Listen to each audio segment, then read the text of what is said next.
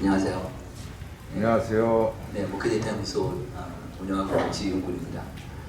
저희 연구소 2019년에 시작을 했어요. 근데 참 이것도 어떻게 보면 하나님의 은혜예요. 저는 학교를 졸업하고 전 사회학과를 졸업했거든요. 그리고 졸업하고 한국 갤럽에 들어갔어요. 그 당시에는 그냥 저는 어렸을 때부터 산수 숫자가 좋아가지고 그래서 그냥 숫자 만지는 그런 일을 하고 싶다라고 어렸을 때부터 그런 소원이 좀 있었어요. 그래서 통계 쪽도 관심 있고 해서 갤럽에 들어가서 갤럽에서 이제 조사연구원 계속 훈련을 받았죠. 그러다가 이제 그 92년 대선 때 YS 대통령 때 저희 갤럽이 제가 입사했을 때는 우리나라에 갤럽밖에 없을 때였어요. 그러니까 여론조사에서가 제가 딱 들어가니까 직원들이 다 스카이인 거예요. 다. 이거 진짜 뭐 그런 데를 들어간 거예요. 어떻게? 네, 그래서 이제 일을 배워 계속 이제 미국 데이터가 이제 계속 보고 막 그러다가 92년 대선 때 우연찮게 제가 선거조사 팀장이 된 거예요. 저는 제 고향이 충북 청주예요. 근데 제 선배가 저희 부서 선거팀 여론조사 팀 그 선배가 한 사람은 고향이 목포고 한 사람은 부산이었어요. 근데 그 당시 DJ하고 YS하고 붙으니까 그래서 근데 그 갤럽 소장이 아주 지혜로우신 분이죠. 이분이 이제 일을 계속 하다 보면 조사 연구원의 주관적인 판단이 분석이 들어가거든요. 그러니까 이거를 아예 원천적으로 배제하자고 해가지고 그래서 호남이나 경상도 쪽에 고향이 아닌 연구를 저를 이제 후배 어린 친구인데 저를 이제 팀장으로 앉힌 거예요. 그래서 한 6개월 동안 밤새면서 YS 조사를 하면서 그때 정치조사 여론조사 문제 그때 배웠죠. 그렇게 하면서 일을 하다가 어느 날 미국 갤럽 데이터를 봤는데 이게 가장 중요한 게 설문지예요. 이 설문지를 그냥 우리가 뭐 보통 하는 앙케이트 조사의 그런 설문 말고 정말 정교하게 이제 그 로지컬하게 만들어서 설문 이제 만드는데 근데 미국 설문지인데 교회 주보인 거예요. 교회 주보 안에 한 페이지에 그날 목사님 설교 평가 설문지가 있는 거예요. 이런 나라 다니잖아. 저 어릴 때지만 제가 그때 이제 한 20대 후반, 30대 초반이었겠네요. 그때 보니까 이제 그 설문을 내어보면 오늘 목사님 설교가 얼마나 알아듣기 쉬웠냐, 그래서 얼마나 은혜가 됐냐, 그 다음에 얼마나 말을 잘하냐, 하여튼 뭐 그런 여러 가지 그런 설문이 있었어요. 근데 지금 생각해보면 그게 아마 그 교회에서 그 갤럽의 컨설팅 의뢰를 한 것 같아요.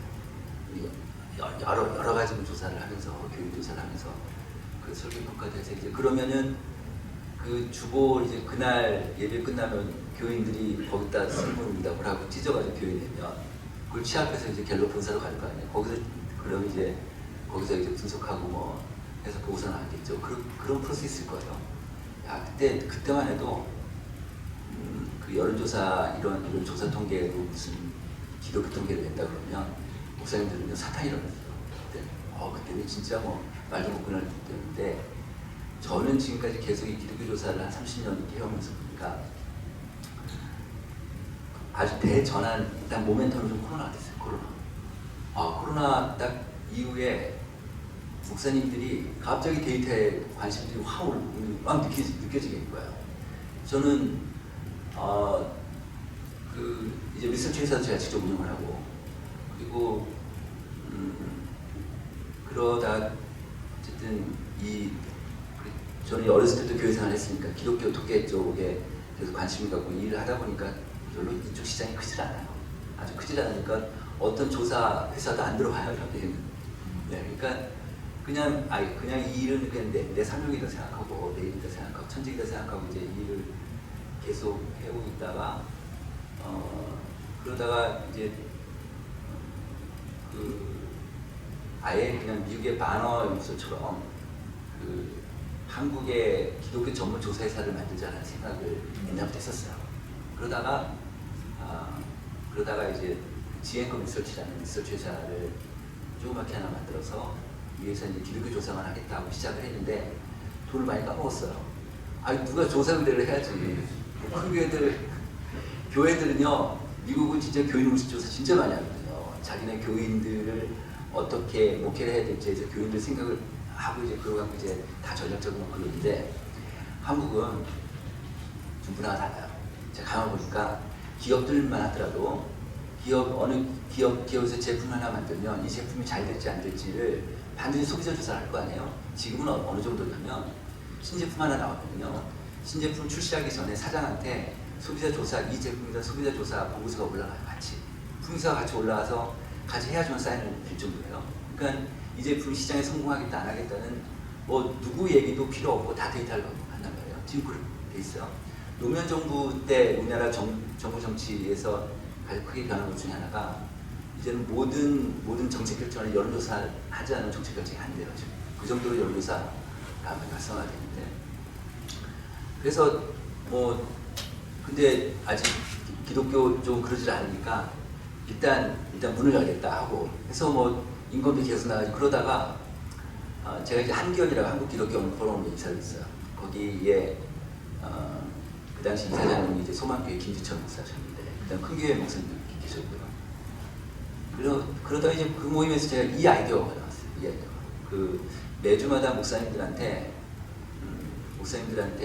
조사 통계 자료를 기독교 통계하고 사회 통계하고 저는 사회학과를 사회학을 또 공부도 했지만 이 일을 계속하면서 그래도 조사 통계라는 게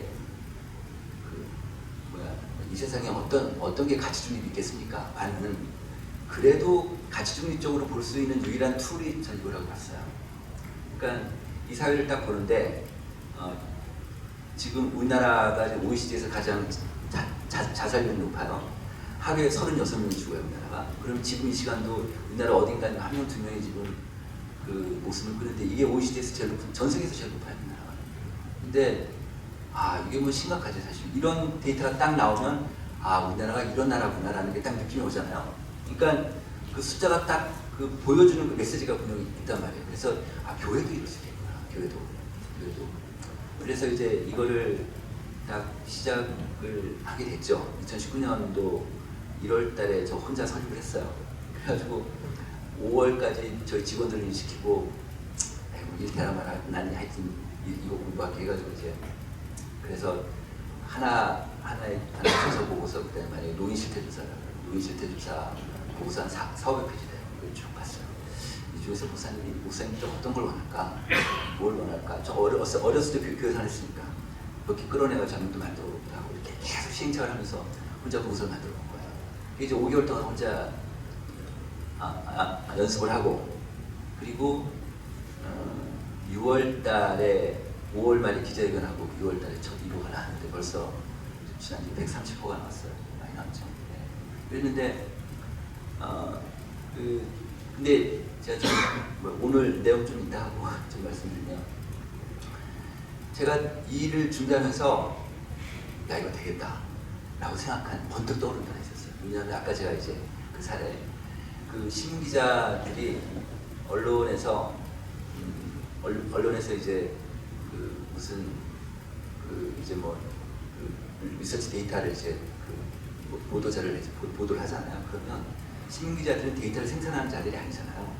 그러니까 보통은 거의 100%죠. 100% 누가 보도자를 보내주면 그거 갖고 쓰는 거예요. 신문사의 어떤 뭐 스피릿이나 자기 감각 갖고 쓴단 말이에요. 그런데 제 눈에는 신문기사 그게 완성적이지 않아요. 아주 어설픈 거예요. 제 눈에는. 야 이거 갖고는 어떤 인사이트도 없어. 이런 생각이 딱 드는 거야. 그래가지고 그래서 그 기사에 쓰여 있는 보도자료 사이트가 있을 거 아니에요. 그 이제 그 생산자 사이트에 딱 들어간 보도자료가 올려가 있어요. 그리고 보도자료를 보면은 보도자료를 보더라도 이게 완성적이지가 않아요. 제 눈에는.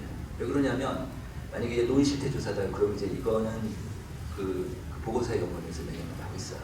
그리고 보건사회 연구원에 이제 한 박사가 한국 갤럽이라 하는데 그리고 갤럽에서 갤럽 데이터를 갤럽 보고서를 받아가지고 그럼 자기 역할은 보고서를 받아가지고 자기네 사이트에 올리면 끝이에요.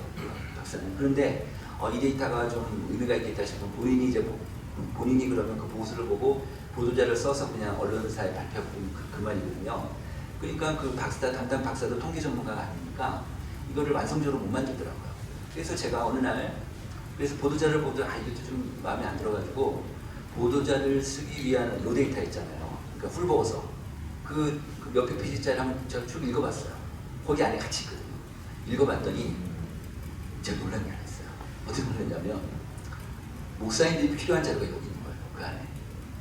밖에는 세상에 알려지지 않고. 근데 어쨌든 그 사이트에 올려져 있으니까 제가 그 무한정 사용할 수 있고 그대로 출처만 밝히면 되니까. 그래서 그런 것들을 끄집어내기 시작해서 이제 어떤 주는 제가 한 2-3천 페이지 정도 읽어요. 그래서 한 주가 필요한 거예요. 그렇게 해서 지금까지 왔습니다. 그런데 이제 그 2019년도에는 제가 아는 목사님들하고 제가 아는 TV 뭐 이렇게 해가지고 그냥 보내드리고 뭐 몇백 명부터 처음 시작했죠. 근데 지금은 16,000명 정도 돼요. 아유 많이 들었어요. 그렇게 지금 그런데 그 교단별로 좀 특성이 있는 거예요. 통합교단하고요. 감리회하고가 제일 관심이 높으세요. 그리고 그 다음에 합동교단이 제일 관심이 없으시고요. 근데 합동은 별로 많이 안 들어오셨어요. 그 있나 봐요. 그게 아무래도. 그래서 지금까지 이렇게 해왔고 그 다음에 코로나 딱 이후에 갑자기 관심도가 확 올라오면서 구독자 수가 많이 올라오게 되고 이렇게 됐습니다. 그리고 나서 또 하나 전혀 의도치 않은 현상 중에 하나가 기독교 교사 시장이 조금씩 열리고 있는 거예요. 네, 그래서 그 의뢰들이 많이 들어오고 예를 들어서 어느 교회에서 코로나 때 야 우리 교회는 어떤 전략을 볼까 하다가 이제 그 교회는 가정 예배 중심으로 하겠다라고 딱 이제 교회 의사결정을 하신 거예요. 그러다 보니까 교인들이 가정 예배를 어떻게 드리는지 실태가 궁금하잖아요. 말로만 한다고 그러면은 다 한다고 하고 막 그러니까. 그래서 저희한테 의뢰해가지고 이렇게 해서 분석해서 어떻게 하고 그런 것도 해보고 지금 또 지금 조사 하나 준비하고 있는 거는 이따가도 제가 말씀드리겠지만 지금 그 코로나 이후에 이 언택트 시대가 되면서 이제 그 디지털 전환 시대가 굉장히 가파르게 가고 있잖아요. 그러다 보니까 우리는 한국 사회 마찬가지지만 이 교회가 좀 밖에보다는 좀 더 고령화되어 있어요. 교회가 이따 제 숫자 보여드릴게요. 교회가 좀 더 고령화되어 있는데 그러다 보니까 교회는 이게 양쪽을 다 해야 되는 거예요. 젊은 사람들 그 MZ 세대들한테 이런 그 온라인 쪽으로 이것도 포기할 수 없고 이거 버리면 안 될 거 아니에요. 그렇게 되면 20, 30대 젊은 층 다 날아가니까. 그 다음에 또 60대 이상, 65세, 70세 이상의 그 고령층들은 그야말로 온라인에서 너무너무 어려우니까.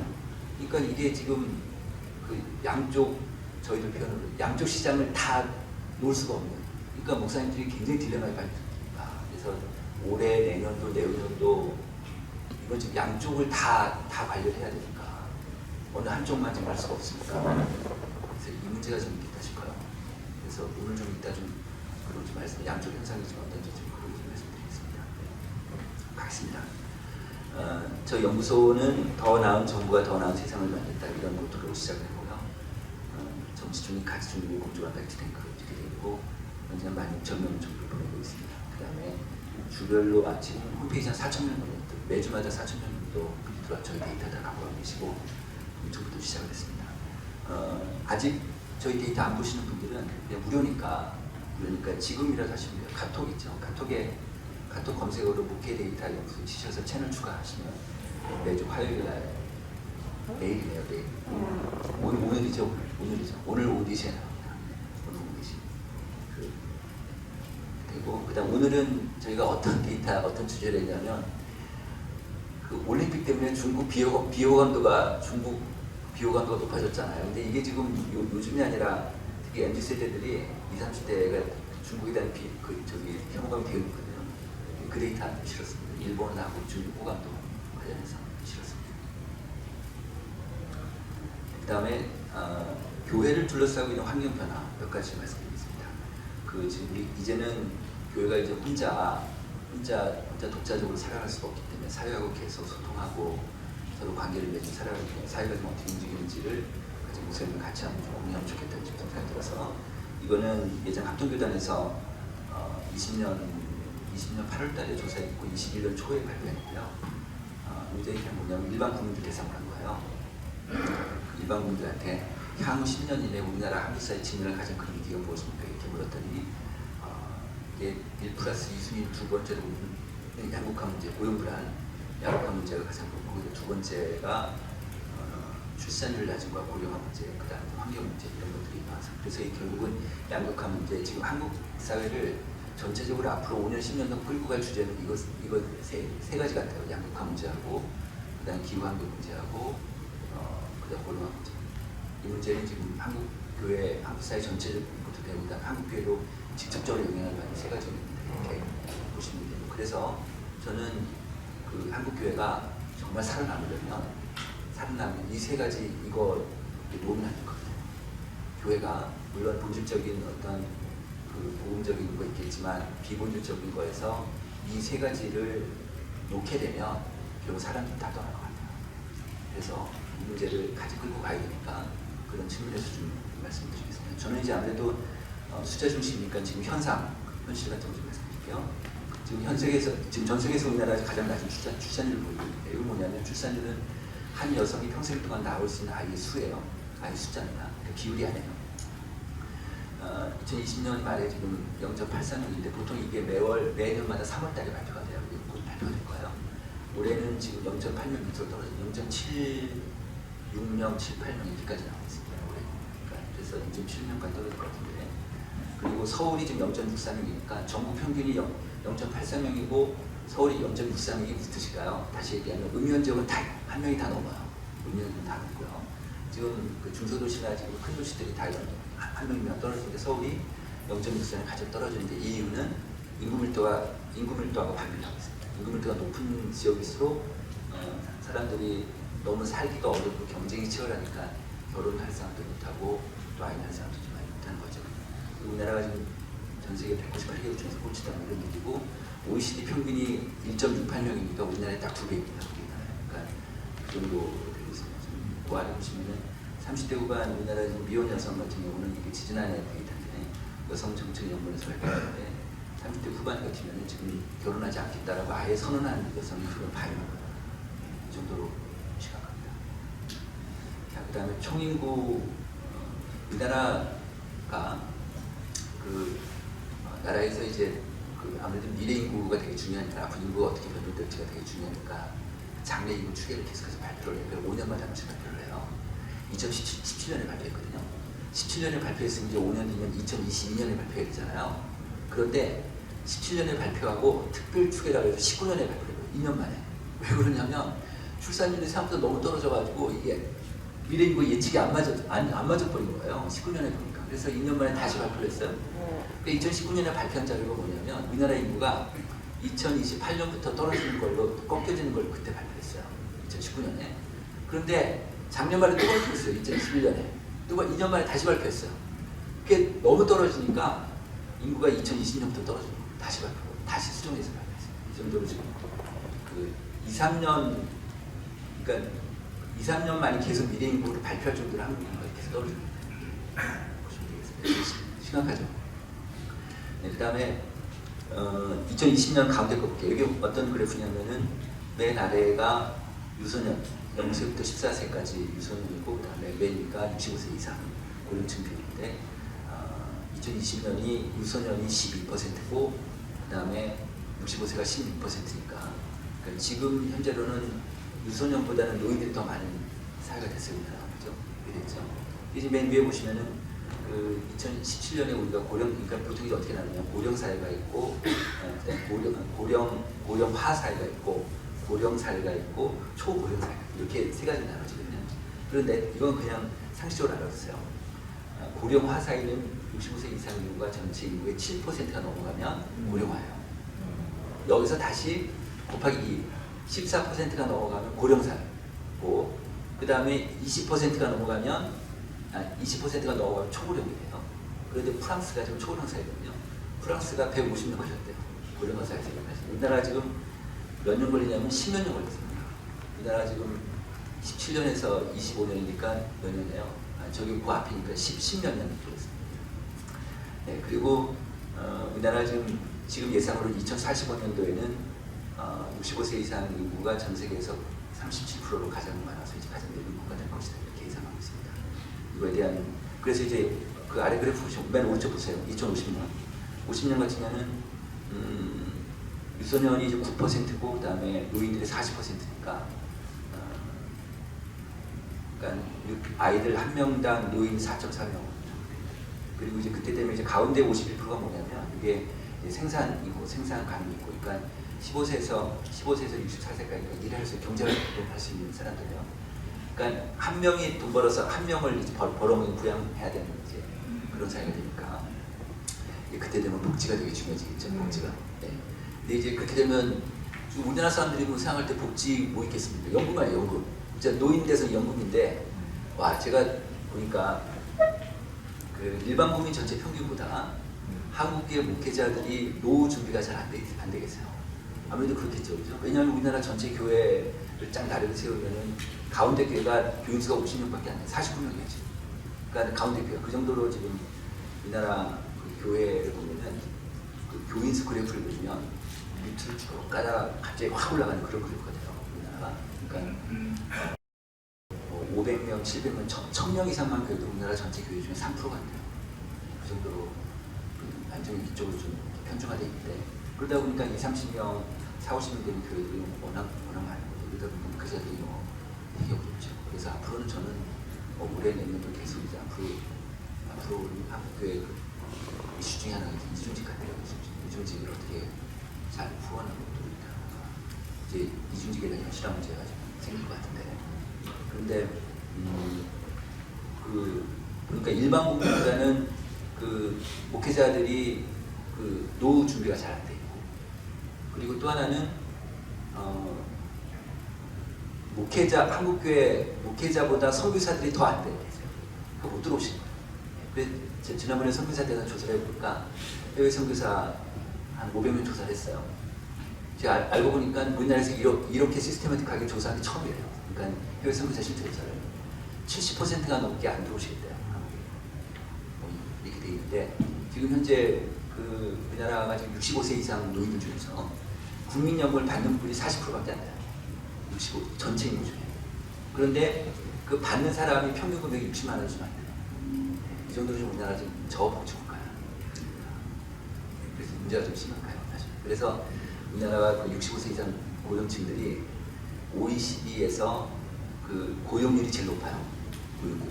이게 좋은 게 아니라, 좋은 게 아니고, 그러니까 늙어서도 일해야 되는 나라인 거죠.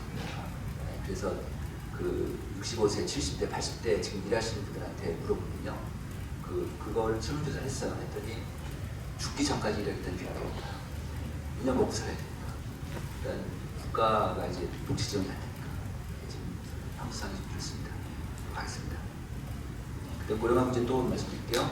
왼쪽 그래프를 보시면 지금 현재 우리나라 그 OECD 국가 중에서 65세 이상 고령층 비율이 가장 높은 나라는 현재는 일본이에요. 일본이 가장 장수 국가예요. 일본이 지금 29%, 우리나라는 좀 전에 보여준 16%밖에 안 되는데 이제 오른쪽 보시면요. 근데 이제 고령화 속도인데 스피드인데 속도가 한국이 빠른 거예요. 속도가 지난 1년 사이에 65세 이상 인구가 전체 인구 중에 몇 프로가 늘었는가? 이게 이제 증가율인데 증가율을 보니까 OECD 평균이 2.6%인데 한국이 4.4%인 거예요. 그리고 일본 같은 건 해도 2.6%니까 한국의 반밖에 안 되죠. 그래서 지금 우리나라 고령인구가 급속하게 늘고 있다 이렇게 표현할 수 있습니다. 그 다음에 2070년쯤 되면은 우리나라 국민 2명 중에 1명이 노인이다. 오른쪽 보시면 2070년에 보면은 한국이 46%의 1위가 되더라. 그러니까 2명 중에 1명이 이제 노인이 된다 이런 얘기고요. 두 번째 이제 또 하나 이제 목사님들이 생각하고 목회하시면서 생각하셔야 될 게 바로 1인 가구, 1인 체제, 1인 시스템. 그러니까 1인 가구를 포함한 1인 시스템. 한국 사회가 지금 1인 체제로 간다라는 건데 이걸 좀 보면 그 2019년도에 우리나라 가족 체계에서 굉장히 변한 점이 2019년인데 이게 어떤 뜻이냐면 전통적으로 그 가족 구성, 가족 유형, 가족 형태를 보면은 부부하고 아이들, 자녀, 이게 전통적인 가족 유형이잖아요.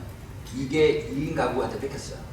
1인 가구, 그러니까 그동안은 그게 1이 비율이었는데 1인 가구가 이제 1위로 올라간 거예요. 2019년부터. 그래서 2020년은 32%가 1인 가구, 그러니까 가구가 이제 전체 10개 가구 중에서 3가구 중에 한 가구가 1인 가구. 여러분들 요거 잘 헷갈리시는데요. 요건 잠깐 제가 상식적으로 설명해 드릴게요. 신문 기자들도 헷갈리는 게 있어요. 뭐냐면 세대하고 가구. 한 가구에 2세대가 살 수 있죠. 그죠? 한 가구에 2세대가 살 수 있고. 그래서 세대 기준으로 보면 세대는 그 행자부에서 있어요. 그런데 세대 그 통계를 보면은 1인 세대가 우리나라 전체 세대 한 40% 정도 돼요. 그렇게 되고 가구로 보면 이제 한 32%가 되고요. 근데 일단 여기서 보시면 그 박스 처리 한번 보시면요. 부부 플러스 자녀 가구 비율이 점점 줄죠. 아 이게 문제예요. 이게 2027년 24%, 40주년 16% 줄고 1인 가구는 올라가고 이렇게 되고 있어요. 그렇게 되니까 지금 2020년 내년 그러니까 앞으로 10년 뒤만 하더라도 이제 교회에서 뭐 가정교육, 뭐 부모 자녀 얘기가 쉽지 않은 것 같아요. 이렇게 빠지니까 이게 왜 그럴까요? 일단 기본적으로 1인 가구가 들고 그 다음에 이혼 가구도 많이 들잖아요. 이혼은 혼자 사는 사람도 많고 한부모 가구도 많고 이러다 보니까 이런 현상이 나타나더라. 이렇게 지금 2021년 작년 12월달 2019년 이게 지금 이건 2020년 7월달 거네요. 2021년 그러니까 얼마 안 됐죠. 그게 있답니다. 1인 가구를 보면 이것도 이제 2021년도에 있는데 1인 가구를 보면은 10대 10살 단위를 끊을 때 20대가 제일 많아요. 지금 20대가 1인 가구 제일 많은데 그런데 60대 이상을 통으로 치면 60대 이상 노인들이 제일 많습니다. 노인들이 34%니까 전체 1인 가구 중에 3가구 중 한 가구는 1인 가구의 노인 가구죠. 근데 이제 이 가구의 특성들을 보면 뭐 이혼한 황혼 이혼한 가구도 있고 또 혼자 또 사별한 분도 있겠고 특히 이제 여성 그 우리나라 그 남자하고 여자하고 지금 평균 수명이 몇 세인지는 83세요. 83. 남자가 80이고 남자가 드디어 80까지 올라갔어요. 그다음 여자가 86 이렇게 돼요. 그러니까 86하고 89 사이즈 83인데 그런데 평균 수명이라는 게 있잖아요. 그럼 이제 그 다음에 또 다른 용어로 건강 수명이라는 게 있어요. 건강 수명 우리나라 75예요. 딱 10살 차이가 나요. 10살 한 8살 정도 차이 나는데 요 건강 수명이라는 거면 75세부터는 아픈 유병 기간인 거예요. 아파서 활동 잘 못하고 아프니까 삶의 질이 많이 떨어지잖아요. 그래서 노인들이 자살률이 많은 거 이것 때문에요. 그러니까 그래서 한 10년 동안, 8년 동안은 유병 기간이니까 이게 우리나라가 OECD에서 유병 기간이 제일 긴 나라예요. 그러니까 오래는 사는데 아픈 기간이 많은 거예요. 그러니까 삶의 질이 떨어지는 거지. 그러니까 노인들 특히 1인 가구들이 문제예요. 이 부분들을 누가 케어할 수 있느냐? 국가에서 케어하겠지만 교회가 좀 케어했으면 좋겠다. 교회가 특히 1인 가구들 이제 60대 넘으면 다 아프니까. 네, 그래서 이런 부분들을 이제 그 교회가 이런 빈 구멍들인데 이런 것들 좀 교회가 좀 케어를 좀 하면 좋겠다는 생각이 듭니다. 또 가볼게요. 그 다음에 1인 가구 중 하나 보면 1인 가구가 어려운데 여기 보시면은 1인 가구들 중에 가장 힘든 부분이 이제 균형 잡힌 식사를 못하는 거, 밥 먹는 게 되게 힘든가 봐요. 특히 20대도 그렇지만 노인들도 그러니까. 그래서 교회에서 노인들 같은 경우는 이제 이런 케어를 좀 많이 하시면 좋겠다는 생각이 들었고요. 그 다음에 아프거나 미국할 때 혼자서 대처하기 어렵다 31%.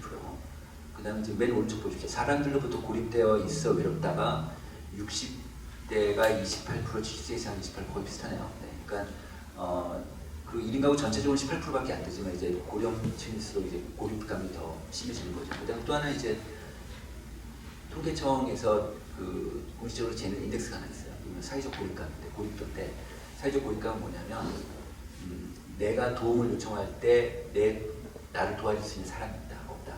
그다음에 몇 가지 더 있는데 그다음에 내가 경제적으로 도움을 요청할 때 도와줄 사람이 있다 없다. 이런 걸 갖고 이제 로직을 만들어봐야 돼. 사회적 고립도 우리나라가 지금 전체 국민 중에 사회적 고립감을 느낀 그 고립도 지수가 30%가 넘어요. 그러니까 도움을 못 받는 사람들 이런 것들 이제 교회에서 좀 많이 기억해 주시면 좋겠죠. 자, 그다음에 종교 쪽 들어가겠습니다. 지금 목사님들 아시다시피 지금 한국 사회가 전체적으로 탈종교화 시대가 되는데 제가 지금 시계가 없는데 한 30분 전에 저한테 좀 알려주세요. 30분 전에. 한국 사회가 탈종교화 되고 있는데 요 데이터입니다. 종교인구를 재는 방법 두 가지가 있어요. 하나는 센서스가 있겠고, 그죠? 센서스가 있겠고, 하나는 여론조사가 있는데, 센서스는 10년마다 한 번씩 종교인구를 재요. 그러다 보니까 2015년에 쟀거든요. 그러니까 다음번 센서스는 2025년이니까 10년 사이에는 공부 기간이니까 요걸 여론조사는 볼 수밖에 없는데, 이 여론조사는 20대 이상, 그러니까 성인들만 베이스니까 어린아이들은 모르고, 성인 베이스로, 그래서 이 데이터는 지금 한국 갤럽 데이터인데 어린들 베이스입니다. 04년도 보면은 무종교인이 47%고 종교인이 54%예요. 그러니까 이때만 해도 종교인이 많았죠, 한국에. 그러니까 이게 지금 보세요. 14년도에는 5대5죠, 똑같죠. 그 다음에 19년도에는 58대 40 역전됐고 21년도에는 60대 40이니까 04년도에서 21년까지 한 15년 사이에 이게 지금 그 종교인이 많았다가 무종교인이 많아지는 역전이 됐어요. 그러니까 지금 종교 변동이 15년 사이에 굉장히 심한 거예요. 네, 그래서 통계청 쪽에 제가 그 문체부의 이거 담당하는 종무실이 있는데 종무실 게시물 담당자한테 제가 얼마 전에 만나서 강하게 어필을 했어요. 이거 5년마다 한 번씩 해야 된다. 이거 지금 너무 빨리 변하기 때문에 10년에 한 번씩 할 수는 없다. 5년마다 한 번씩 해달라고 강하게 요청을 했어요. 네. 하여튼 이렇게 지금은 이제 6대 4인데, 그러니까 코로나 전에 19년도에 보면은 58대 40이었다가 다시 또 무종교인이 좀 늘었어요. 그래서 21년도에는 60대 40인데 이렇게 돼 있고, 오른쪽 보시면 먼저 빨간 거 볼게요. 이제 2021년 데이터입니다. 이게 지금 한국갤럽이 6,000명을 조사한 거예요. 연간으로 6,000명 데이터는 꽤 많은 샘플인데 보시면요, 20대가 전체 20대 청년 중에서 종교인이 22%밖에 안 돼요. 그러니까 10명 중에 8명은 무종교인인 거예요. 종교인, 그러니까 청년들 그 10명 중에 22명, 22% 갖고 여기서 이제 개신교 나누고 뭐 천주교 나누고 불교 나누고 이렇게 되는 거죠. 그다음 30대가 종교인이 26%밖에 안 되고, 그다음 40대가 35%, 50대가 47%. 그럼 여기서 질문이 하나 있어요. 그러면 예를 들어서 지금 20대 연령층, 현재 20대 연령층이 지금 22%밖에 안 되는데 앞으로 30년 뒤에 이 사람들이 50대가 될 때 종교인이 47%까지 올라갈까요? 안 될 거 아니에요. 그 이유는 이 사람들이 계속 가게 되면 22%밖에 안 되는데, 그러면 나머지 27%는 외부로부터 유입해야 되는데, 그 사이에 누군가는 종교인이 돼야 되는데, 근데 왼쪽 그래프 보시면 종교인 비율이 계속 떨어지니까. 계속 떨어지니까 그렇죠. 그죠? 그게 종교가 지금 이제 뭐 이렇습니다. 이런 추세로 가면, 그다음 또 하나 이제 왼쪽 보시면 종교별로 보면 21년도, 19년도 볼게요. 19년도에 불교가 20%고 개신교가 17%고, 이거 이제 어른들 기준입니다. 그러니까 어린아이들 전체를 다 하면 불교가 워낙 없으니까 전체 인구를 하면 개신교가 1위 정도인데 어른들 베이스로 하면 아직까지는 불교가 2위예요. 그런데 20대 17인데 21년에 보니까 이 코로나 지나면서 불교가 20에서 18로 줄었어요. 그리고 개신교가 똑같아요. 17, 17. 개신교 줄지 않았어요.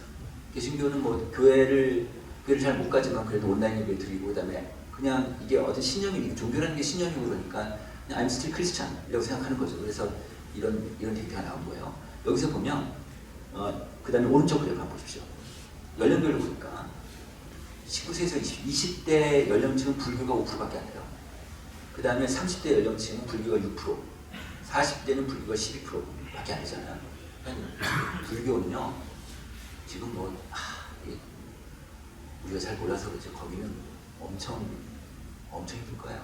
너무 비관적이니까. 그래서 어떤 기관이나 언론이나 뭐 아니면 문체부에서 어떤 기관에서 종교 관련된 이런 데이터를 발표하는 걸 불교가 끝까지 저지하고만 그래요. 불교 너무너무 힘드니까. 불교가 막 그래요. 불교. 네, 지금 이런 상태. 근데 개신교를 보면 10대, 20대가 14%고 30대가 16%, 40대가 17%니까 자, 일단 20대, 30대, 40대 그 연령층만 보면 무종교인이 훨씬 많지만 종교로 보면 개신교가 압도적이잖아요. 근데 앞으로 다음 세대쯤 되면, 앞으로 10년 뒤, 20년 뒤만 되면 그런 개신교가 아마도 이제 한국의 그야말로 메이저 종교뿐 아니라 끌고 가야 되는 그러니까 종교를 끌고 가야 되는 그런 역할을 분명히 할 거라고 그죠? 할 건데, 자 그럼 종교의 사회적 기능이 뭐냐? 통합 기능이 있겠고, 사회 통합 기능이 사회를 좀 더 부패시키지 않게 하는 기능이 있고, 제가 이번에 그 조사 지금 저희가 지금 3월달에 코로나 추적 조사 또 하거든요. 그때 저기 어떤 목사님 저한테 이 조사를 매달려요. 집 귀하의 집 주변에 교회가 없으면 어떨 것 같습니까? 그런 역발상으로 그런 설명을 해서 교회의 순기능이 뭔지 찾아달라고 이렇게 그런 요청이 들어왔어요. 그래서 그 조사 한번 한국지 만들어서 해보려고 해요. 그러니까 어쨌든 교회가 그러니까 그 분명히 종교의 사회적 역할이 있을 텐데 좀 더 부패하지 않고 그 다음에 사회 어려운 부분들을 메꿔주는 역할 뭐 정말 그 여러 가지가 있고 그 다음에 통합 기능도 있고 한데 그런데 그러려면은 종교가 통합 기능 우리나라가 지금 OECD에서 지금 이념 갈등이 가장 높은 나라거든요. 우리나라가 사회 갈등이 제일 높은 나라인데 사회 갈등이 여러 가지가 있죠. 빈부격차 있고 뭐 빈부 갈등도 있고 노사 갈등도 있고 성 갈등도 여러 가지가 있지만 그렇지만 우리나라는 이념 갈등이 뭐 전 세계에서 가장 높은 나라 중에 하나거든요. 그 미국하고 비슷해요. 우리나라가. 그 정도로 이념 갈등이 높은데 개신교가 종교가 이념 갈등 속에 들어가 주체가 되어버리면 안 될 거 아니에요. 그죠? 갈등 나와야지만 이걸 보면 인테그레이팅 할 수 있을 텐데 통합 기능을 할 수 있을 텐데 그런 게 좀 걱정이 되죠 사실. 종교의 기능이라는 게 그런 거니까. 그래서 개신교가 이념 갈등 속에 좀 안 들어갔으면 좋겠다 이런 게 일을 하면서 그런 소망이 좀 있습니다. 네. 그리고 이제 여기 보시면 이제 또 하나는 어쨌든 개신교가 지금 연령대로 보면은 앞으로 이제 이 사회를 한국 종교를 끌고 갈 텐데 정말 역할이 크다. 정말 역할이 크다. 그러니까 교회 안에 것만 볼 게 아니라 교회 밖에서도 교회가 해야 될 역할이 뭔가를 계속 관심 갖고 보고 또 그런 게 필요하게 되는 거죠. 그래서 이렇게 보니까 아주 사회과학적인 그런 아주 뭐 돈을 많이 들여서 예측한 건 아니고요. 제가 그냥 논리만 세워가지고 해봤어요. 해봤더니 왼쪽 보시면 2031년도에는 그동안 추세선을 기울기를 갖고 해본 거예요. 기울기를 갖고 해봤더니 31년도에는 앞으로 10년 뒤에는 무종교인이 65%까지 올라갈 거예요.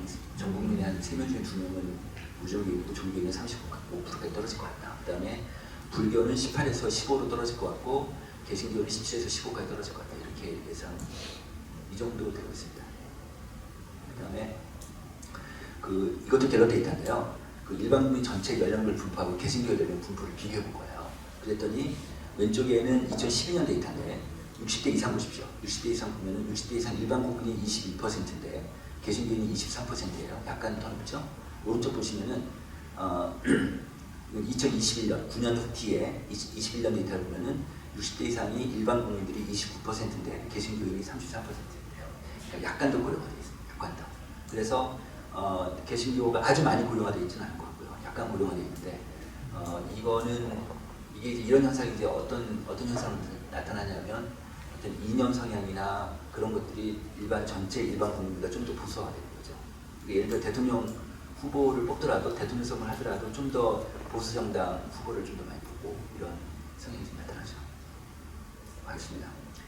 이번에 이제 한국교회 관련해서 이게 지난해 6월달이 마지막 데이터인데 뭐 지금도 크게 변하지 않았을 것 같아요. 코로나 이전하고 이후하고 목사님들한테 물어봤습니다. 목사님들한테 코로나 전에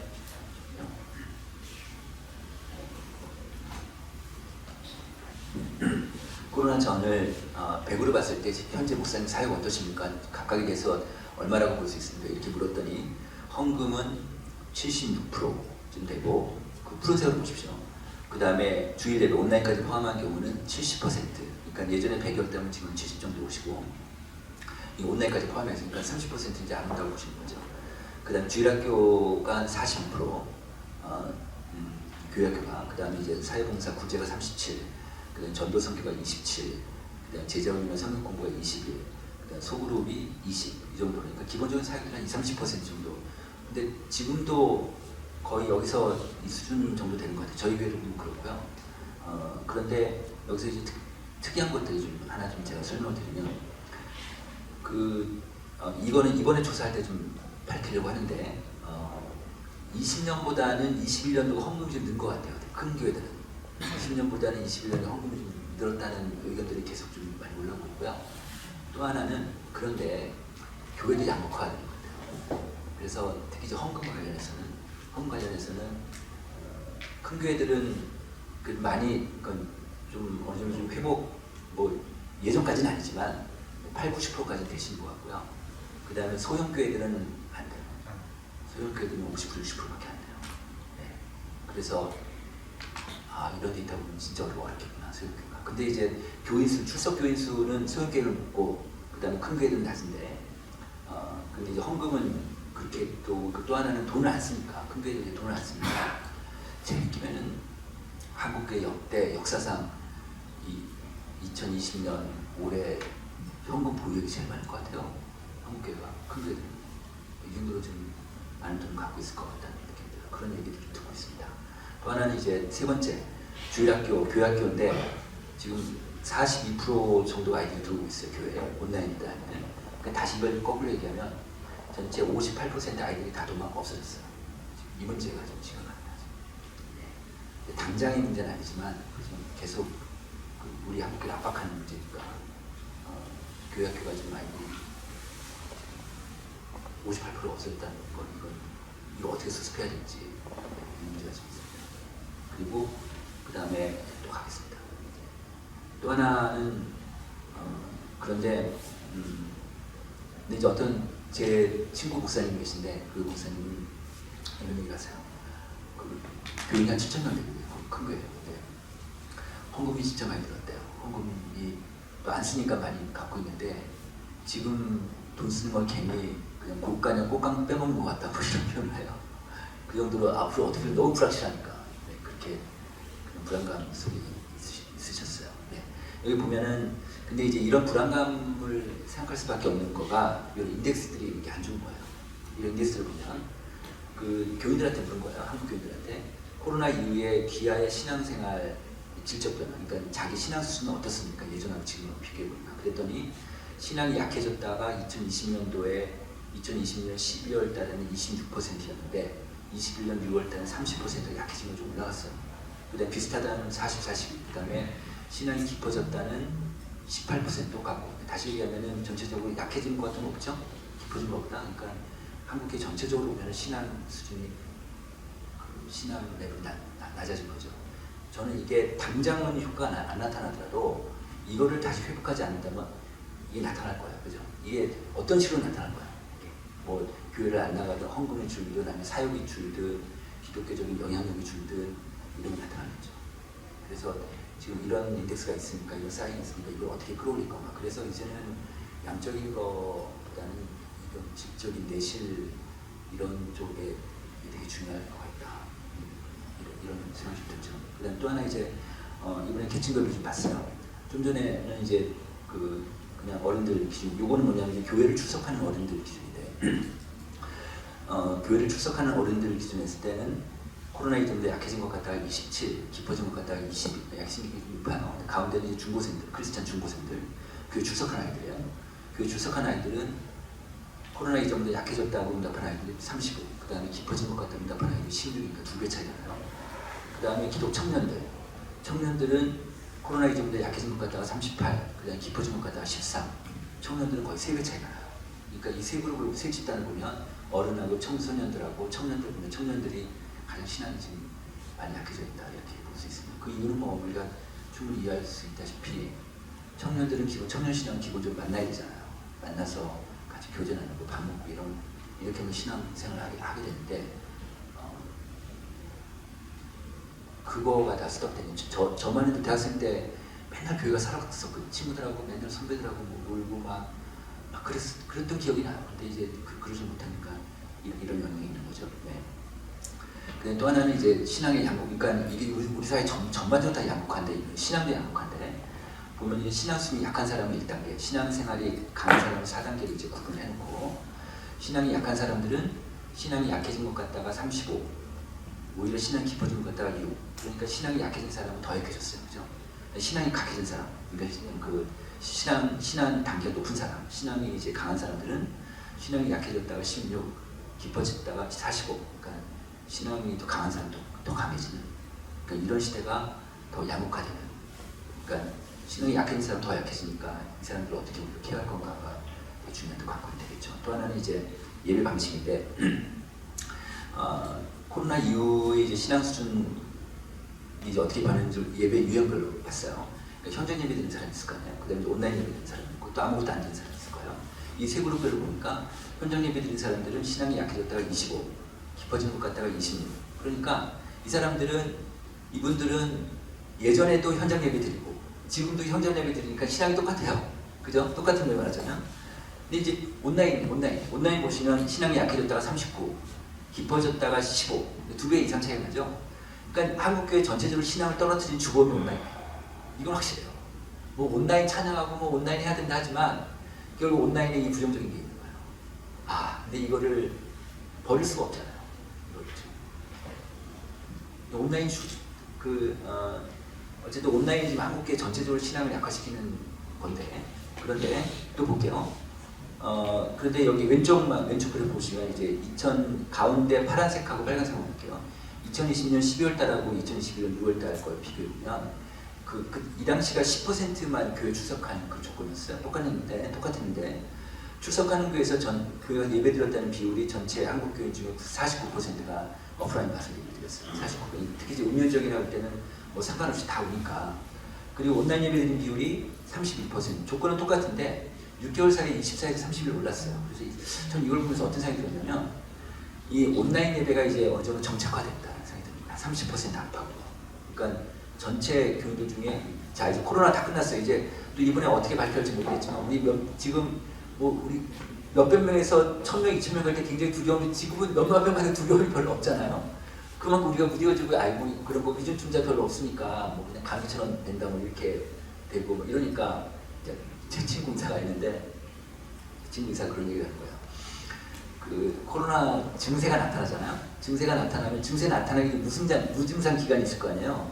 그 기간 중에 다 퍼뜨린다는 거예요. 자기도 모르게 다 퍼뜨리고 증상이 나타나면서 낫기 시작하는 거예요. 그러니까 증상 나타난다고 검사 받지 말래요. 검사 받으면 괜히 주변 사람들, 가족들, 뭐 회사 사람들 다 고생시키니까 검사 받지 않고 그냥 난다고 그렇게 얘기를 해요. 그래서 어쨌든 여기 전 분위기가 다 있는 분위기인데 이 온라인 예배, 그러니까 이 30% 정도는 그러니까 코로나 다 끝난다 하더라도 이게 이분들은 그냥 갈 거 아니에요. 그냥 교회 나오라고 가끔 가다 나올 거지 뭐. 그러니까 온라인 예배자들이 계속 남아있을 거라는 거죠. 그죠? 이 30%는 한국교회 계속 남아있을 거야. 아마 다 끝나고 오라고 해도 뭐 한 30에서 20% 줄까? 그 정도 될 거예요. 저 느낌은 한 30% 계속 갈 것 같아요. 제 느낌은. 그러니까 그럼 이 사람들 버릴 거냐? 그럴 수 없으니까 이 사람들은 특별한 대책을 각 교회별로 반드시 세워야 된다. 무조건 온라인은 아니야, 오프라인으로 해야 된다라는 이런 인식이 굉장히 위험할 수 있다. 이런 거죠. 보겠습니다. 그 다음은 누구냐? 온라인 쪽으로 가는 사람이 누구냐? 30대요. 30대, 40대, 40대인데 우리가 보통 MZ세대 그러면 20, 30대를 얘기하잖아요. 근데 온라인은 30, 40대예요. 예배와 관련해서. 그러니까 뭐냐면 30대 요 그래프 잘 보십시오. 30대 보시면 30대에서 목사님들이 되게 인사이트 좀 얻을 수 있어요. 이 그래프에서. 뭐냐면 현장 예배 30% 드려요. 그 다음 온라인 예배 44% 드리죠. 아예 안 드린 친구들에서 25% 드릴 거예요. 30대가 지금 만약에 한국교회에 지금 이탈자가 생기면 가장 먼저 30대부터 이탈자가 생길 거예요. 30대부터. 이 30대가 어떤 계층이냐? 일단 비판적이에요. 네. 그죠? 되게 비판적이고. 그러니까 지금 문재인 정부에서 예를 들어서 그러니까 일단 문재인 정부도 비판적이긴 하지만 30대가 기본적으로 사회에 대해서 인식이 비판적이에요. 왜 그러냐면 20대만 하더라도 학교 다닐 때 부모 용돈 타가지고 다니다가 딱 30대 돼서 직장생활 딱 시작하면 야 내가 아무리 벌어도 지 못 살겠구나. 이게 딱 느껴진 거예요. 좌절감. 그죠? 30대가 그런 게 지금. 그러니까 30대는 너무 예민하고 좀 더 진보적이고 그다음에 진보적이고 비판적이고 이런 세대죠. 그러다 보니까 이제 교회에 대해서도 교회의 이런 어떤 전통적인 이런 패턴이나 교회 문화에 대해서는 약간 다른 연령대보다 부정적인 거죠. 30대는 우리가 특별하게 관리할 필요가 있죠. 30대는 특히 이제 온라인이 높으니까 40대 된다는 거죠. 근데 40대는 이제 아이들이 어리고 하니까 뭐 아이들 때문에 교회 못 가기도 하고 이런 건 있지만 어쨌든 30, 40대가 가장 높다 이런 얘기인데 그 다음에 또 30대만 하더라도 MZ세대 안에 들어가고 그러니까 그래도 좀 온라인 쪽에 익숙한 사람들이고 40대는 온라인 익숙한 사람들은 아니에요. 40대 온라인 하긴 하지만 오프라인도 충분히 익숙한 사람들이에요. 그러니까 먼저 현장 예배를 끌어들이려면 40대가 먼저 우선 좀 하는 게 더 중요합니다. 그러니까 30대보다는. 그리고 그 다음에 이제 온라인 예배 제가 아까 말씀 온라인을 왜 버릴 수가 없냐면 이것 때문에요. 온라인 예배자들이 만족도가 높아요. 온라인 예배자들이. 이거 보시면 그 하늘색 그래프를 보시면은 매우 만족. 그러니까 예배 현장 예배 드리는 사람들 만족도를 물어보고 그다음에 온라인 예배 드리는 사람들 만족도를 물어봤더니 매우 만족, 약간 만족 이렇게 있어요. 그럼 매우 만족도를 보니까 현장 예배가 46, 온라인 예배가 27. 확실히 매우 만족을 보면 만족의 강도는 현장 예배가 높죠. 그런데 약간 만족이라는 걸 합해가지고 보면 저희가 보통 조사 전문가들이 만족도 그러면 매우 플러스 약간 합하거든요. 이 만족도를 보면 그러면은 현장 예배가 89%고 온라인 예배가 83이니까 80% 넘으면 대부분이 만족한다고 보통 그렇게 표현하는데 그러니까 온라인 예배가 어느 정도 만족하는 기 때문에 이제 예배한 형식으로 포지셔닝이 됐다 이렇게 볼 수 있는 거예요. 그리고 또 보면 그 다음에 이제 교인들한테 물었습니다. 코로나 끝난 다음에 주일 예배 어떻게 하실래요? 물었더니 예전과 동일하게 교회가 출석하겠다가 2021년 6월달 빨간과 78%, 한 20% 정도 온라인으로 현장 예배보다 온라인 예배 중심으로 가겠다, 온오프라인 왔다 갔다 하겠다 이렇게 돼 있는데 어쨌든 예전처럼 똑같이 가겠다 한 80% 정도 되는 거 있고 아까 앞에서는 한 70% 정도 봤고요. 그다음에 여기서 또 가중치를 좀 주면은 제 생각은 코로나 다 끝나고 다 오세요 그래도 한 교회마다 틀리겠지만 평균 한 30% 정도, 30% 많이 생각하시고 그런데 그냥 30%를 버리는 게 아니라 그 30%는 온라인 속이라도 있게 해야 되니까 그런 전략이 좀 중요한 것 같습니다. 이게 신념이기 때문에 그렇게 많이 이탈되진 않을 것 같아요. 지금 이탈되지는 않는데 이제 점점 더 그 신앙 만약에 서로 연결이 안 되면 그냥 이제 한 달에 한 번 가다가 두 달에 한 번 가다가 안 가고 이렇게 되겠죠. 그래서 이게 위기라면 위기인 거죠. 그러니까 어쨌든 수치적으로 한 30% 정도는 그냥 일단 다 없는 상태에 다시 시작하는 리셋한다 이렇게 보시면 될 것 같고요. 그 다음에 여기서 보시면 목사님들한테 물은 겁니다. 이건 코로나19 끝난 다음에 추석교회에서 어떻게 될 것 같습니까? 이렇게 물었더니 목사님들이 2020년 코로나 시작하고 5월달에 조사했는데 그때는 49%였고 1년 뒤에는 57% 늘어났어요. 일단 감사할 것 같다가 그리고 변화 없을 것 같다가 좀 줄고 증가할 것 같다가 5에서 16. 이건 특이하지 않으세요? 1년 사이에 똑같이 코로나인데 1년 사이에 목사님들한테 우리 교회는 추석교회는 코로나 끝나면 늘어날 것 같다가 5에서 16으로 늘었어요. 예산이. 그래서 제가 특이해서 물론 이제 57보다는 작지만 그러니까 감사할 것 같다고 느끼긴 하지만 그러니까 이게 감사할 것 같은 교회도 많아졌고 증가할 것 같은 교회도 작년보다 많아진 거예요. 그죠? 이렇게 된 거예요. 그래서 이 교회가 어떤 교회인지 봤어요. 그랬더니 코로나 이전 앞에서 왜 그 코로나 이전을 100으로 했을 때 지금 현재 사회가 어떻습니까? 물었었잖아요. 소그룹이죠. 소그룹. 소그룹을 코로나 이전하고 거의 유지하는 교회들은 정말 그런 데 나타났어요. 그러니까 소그룹을 그대로 유지하는 게 다시 얘기하면 여기서 보면 소그룹 이전, 그러니까 코로나 이전 대비 소그룹 활동이 한 50% 이하인 교회는 증가할 것 같다는 14% 됐는데 코로나 이전 대비 한 50에서 79 정도 소그룹을 유지하고 있는 교회는 17% 됐고 80% 이상 거의 뭐 유지하고 있는 교회는 30%나 증가할 것 같아요. 이렇게 된다고 된 거예요. 그래서 소그룹이 되게 중요하구나 이런 걸 하나 좀 발견했고요. 또 하나는 이분들의 그 인구 사회적 특성을 좀 봤어요. 그랬더니 이 목사님들이 특징이 뭐냐면 연령이 낮을수록 이 증가할 것 같다는 비율이 높아요. 목사님들 연령이 낮을수록. 그 다음에 또 하나 목사님 그 교회 설립 연한이 짧으면 짧을수록 이런 비율이 높아요. 네, 그런 특성이 나타납니다. 어떤 뜻인지 아마 이해하실 수 있을 거예요. 그 다음에 넘어가고 그 다음에 이제 이거는 뭐냐면 코로나 끝난 다음에 주일 예배를 어떻게 하시겠습니까? 이렇게 질문했어요. 그랬더니 그 현재 주일 예배하고 앞으로 끝날 거하고 앞으로 이제 끝난 다음에 어떻게 하실까 물어봤더니 여기 보시면은 좀 헷갈리시는데 왼쪽에 현장 플러스 온라인 동시 중계 빨간 거 보십시오. 이게 작년 6월달 데이터인데 52%. 이게 그러니까 작년 우리나라 전체 교회 중에서 온오프라인 같이 예배드리는 교회가 52%로 보시면 돼요. 52%인데 코로나 끝나고 어떻게 하실래요? 그랬더니 이 52가 34로 줄었어요. 줄고 그 다음에 맨 오른쪽 보십시오. 현장 예배만 드리는 교회가 36이었는데 41로 오른 거예요.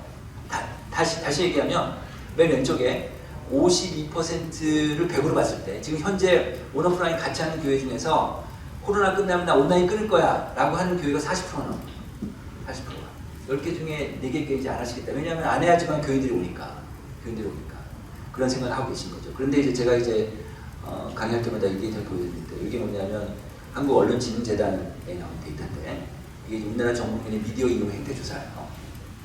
어떻게 물어봤냐면 각 연령대별로 귀하는 세상 돌아가는 소식을 무엇을 통해 얻습니까? 이렇게 물었어요. 이렇게 물었더니 20대부터는 다 인터넷 포탈이에요. 다. 심지어는 60대 이상도 인터넷 포탈이 제일 높아요.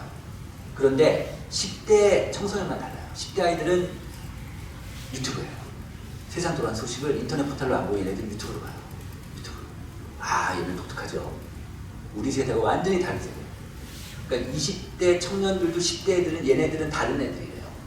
네, 그 정도로 다른 세계 아이들이에요. 그 얘네들이 20대 아이들이 어른이 되는 앞으로 다음 세대쯤 되면 얘네들은 우리 사회 전체가 시스템 전체가 동일상으로 바뀔 거예요. 그죠? 모든 영상 시스템으로 해서 이제 어디 그때 메타버스 막 나오고 난리 나겠죠, 그죠? 지금은 잘 모르지만. 그러니까 그때 되면 오프라인만 하는 현장 예배만 하는 교회가 없어질 거 아니에요. 그럴 것 같아요.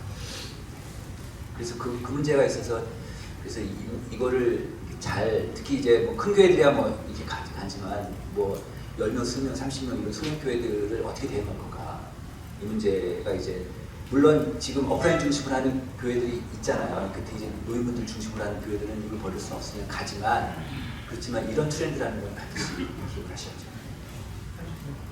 네, 알겠습니다. 교회학교 이게 통합교단 데이터인데요. 통합교단이 지난 10년 동안에 교회학교 학생이 42%가 줄었어요. 교회학교 학생이. 그런데 그 기간 동안에 일반 학령 인구, 일반 아이들이 32%가 줄은 거예요. 그래가지고 그 비율들을 해서 제가 그래서 그걸 그 그래프를 그려봤더니 그래서 이제 그 기울기를 갖고 미래 예측을 해본 거예요. 교회학교 학생들을. 그랬더니 그 2000년도에 이 교단에 42만 명이었는데 2020년이 24만 명이고요. 그 다음에 앞으로 20년 뒤에 절반 반토막 그야말로 12만 명이 돼요. 그러니까 지금 요 비율대로 보면 그러니까 학년 인구 이거 어떻게 계산한 거냐면 우리나라 미래 인구 예측 있잖아요. 요 유소년 인구, 요 학년 인구가 어떻게 지금 감소될 거라는 데이터가 2070년까지 나와 있어요. 그러니까 그 비율하고 교회학교 감소 속도가 있으니까 속도에 맞춰가지고 같이 그려본 거예요. 그랬더니 교회학교가 지금 앞으로 20년 뒤에는 현재 교회학교의 절반이래요. 절반. 그런 숫자가 나옵니다.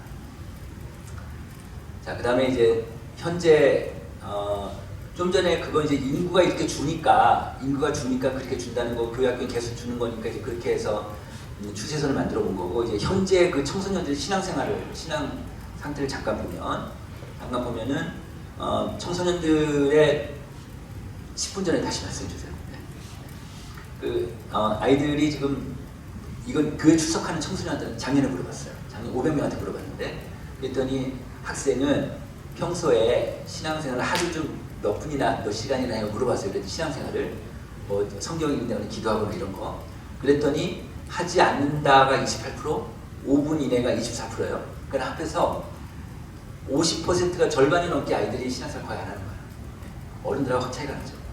그 다음에 온라인 예배 아이들한테 이제 온라인 예배를 지난주에 온라인 예배 드린 학생들한테 물어봤어요. 그랬더니 집중해서 드린 아이들이 한 56%, 다른 활동하면서 드린 아이들이 44% 되는데 딴 활동 뭐 했냐? 그랬더니 온라인 예배 드리면서 그랬더니 뭐 카톡 문자 보내고 유튜브 다른 영상 함께 틀어놓고 같이 보고 숙제도 하고 또 게임도 같이 하고 방 청소도 하고 뭐 이렇게 하면서 온라인 예배를 드렸어요. 애들이. 그래가지고 이 설문하면서 저희가 설문지 만들면서 온라인 예배 드리기 직전에 뭐 했는지 직후에 뭐 했는지가 궁금했어요. 그래가지고 설문 넣어본 거예요. 아이들한테. 온라인 예배 직전에 뭐 했습니까? 물었더니 유튜브 본다가 72%.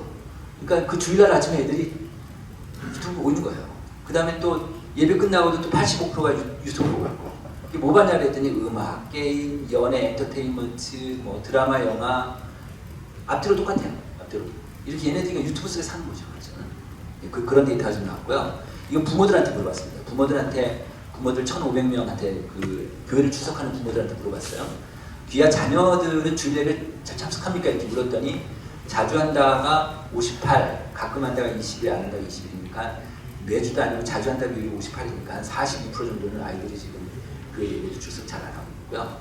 그 다음에 부모들한테 물어봤습니다. 근데 이게 지금 제가 볼 때는 교회 책임도 있어요. 부모들한테 뭘 물어봤냐면 귀하는 자녀 신앙 교육을 어떻게 하는지 구체적인 방법을 알고 있습니까? 물었어요. 그랬더니 부모들 중에 모른다가 48%예요. 그러니까 교회로부터 안 배웠어요. 안 배웠다는 거죠. 그리고 이제 그 다음에 그럼 자녀 신앙 교육 훈련을 교회로부터 받은 경험이 있습니까? 그랬더니 27%만 받았대요. 자기 출석교회한테 받았대요. 그럼 그 받은 걸 갖고 지금 실천하고 있으니까 집에서 그랬더니 실천하는 비율 18%였어요. 그래서 이거를 갖고 이제 환산을 해서 전체 교회학교 아이들 부모들 중에서 5% 정도 돼요. 5% 정도만 집에서 좀 애들 신앙 교육하고 있는 거예요. 5%. 나머지 95%는 지금 못하고 있는 거예요. 이렇게 보시면 됩니다. 그 다음에 그 부모들한테 그럼 귀하는 자녀 신앙 교육을 배울 필요성을 느끼십니까? 했더니 배우고 싶다가 82%, 거의 대부분이 배우고 싶다고 했습니다. 학생들한테 물어봤어요. 부모들한테 신앙교육 배우고 싶으냐? 물어봤더니 배우고 싶다 63%예요. 애들 뭐 그냥 태태거리고 뭐 부모들하고 관계 안 좋아도 또 이렇게 설문하면 또 배우고 싶은 마음이 있는 거예요. 그런데 교회에 이 학생들이 다니는 교회 중고등부가 없는 아이들이 더 높아요. 비율이. 네, 그러니까 부모교육이 필요하죠. 부모교육 지금 앞으로 다음 세대가 이거 부모교육일 거예요. 절대적인데 교회하고 부모하고 학생하고 이 삼각관계를 어떻게 갈 건가 이제 각 교회마다 연구를 많이 하셔야죠. 자, 그 다음에 신앙적인 가정을 위해 가장 중요한 역할자가 아버지다 이런 얘기고, 그 다음에 엄마가 아니라 아버지다. 그래서 저는 이 시대에는 아버지 신앙이 되게 중요하고 특히 교회에서 아버지 신앙 교육을 어떻게 시킬 건가가 되게 중요할 것 같다 이렇게 좀 생각합니다. 그 다음에 학생들한테 물어봤어요. 학생은 그 귀하의 학생의 신앙생활에 가장 영향을 준 사람이 누구예요? 이렇게 물어봤더니 절대적으로 어머니거든요. 어머니예요. 맨 오른쪽 보여. 교회학교 교사는 꼴찌예요. 교회학교 교사는 아이들한테 아직 마인드쉐어 별로 없어요. 그런데 그 엄마인데 코로나 이전 19년하고 21년 두 차례에 걸쳐서 우리가 이 조사를 했거든요. 그랬더니 2등이 바뀌었어요. 2등이. 코로나 이후에. 코로나 이후에 2등이 목회자에서 아버지로 바뀌었어요. 왜냐면 교회를 아이들이 잘 못 가니까. 이게 부모가 되게 중요하다. 이런 데 있다는 거고요. 그 다음에 기독 청소년들한테, 학생들한테, 그 중고생들한테 물어본 거예요. 학생은 신앙 성장하는데 다음 중 어느 것으로부터 도움을 가장 크게 받았습니까? 이렇게 물었어요. 그랬더니 19년도하고 21년도하고 뭐 주로 이제 교회 예배 설교가 이제 가장 신앙 도움을 받았다 이렇게 응답을 하고, 그런데 19년도에는 집회하고 수련회였어요. 19년도에는 아무래도 이제 그때는 뭐 다기몰 통해 저도 신앙 체험을 집회 가서 했으니까. 그런데 코로나 이후에 가정 예배로 바뀌었어요. 가정 예배가 두 번째예요. 와, 이건 정말 놀라운 발견이었어요. 이 어린 아이들이 신앙 성장, 지금 코로나 이후에는 가정 예배를 통해서 신앙 성장을 받고 있구나. 교회 말고 교회 이외에. 그런데 이걸 가만히 생각해봤어요. 가정 예배를 드리는 집이 저희가 개신교인한테 어른들 대상 조사는 한 18% 나와요.